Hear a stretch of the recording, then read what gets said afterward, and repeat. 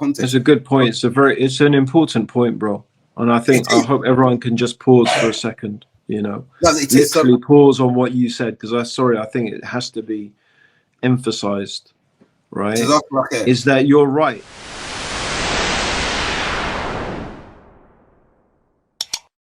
What to make now is when we're looking at double standards as well, we've got to draw the parallels. We acknowledge, the world acknowledges, and it's right at the forefront of our memories every time, the atrocities that were done to the Jewish population under Nazi Germany, the Holocaust and what happened there, and the inherited trauma that accompanied it. That's the one thing. So likewise, there should be an acknowledgement of the inherited trauma since the Nakba, since 1948 of the Palestinians. Yes, but then I'm going to bring another parallel, because this is that's further away. It's surfaced again.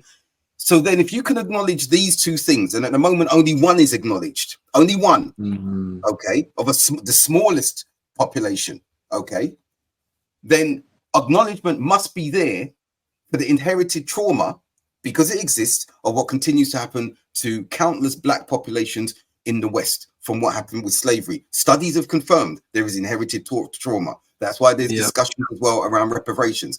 But these two latter ones that I've mentioned get very little acknowledgement and acceptance from the political powers that be, but also from amongst our own communities.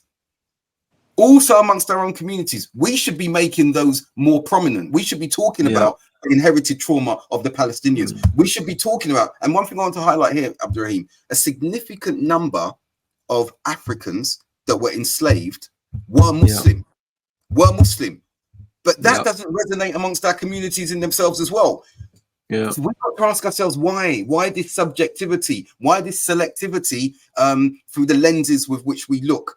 But coming back to the point you've said, and I want to round off what I'm saying in just coming back to that context. It's a good point. It's an important point, bro. And I hope everyone can just pause for a second, literally pause on what you said, because I think it has to be emphasized, right?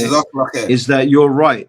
And we've heard a lot of people saying, we have heard it, right? Oh, the Palestinians have been suffering this and this and this. What do you expect them to do? Right? Of course, they're going to react as such A, B, C, D, because of all the stuff they've been going through for 70 years. But then doesn't that also apply to black people who have been subjected to racism, who have been enslaved, right? Who have been deprived, who have been treated differently, who have been marginalized, who have been targeted, who have been used for medical experiments, and so on and so on. And we're talking about in the West here, right? And it's still going on. It's still literally as we speak. Look at the whole Windrush scandal. It's still going on. It's actually shocking and shameful, right? And it's not 75 years, Abdurraheem, and it's not since the Holocaust. We're talking it's 200, 300 years. 400 years since this whole thing started. So that's really important.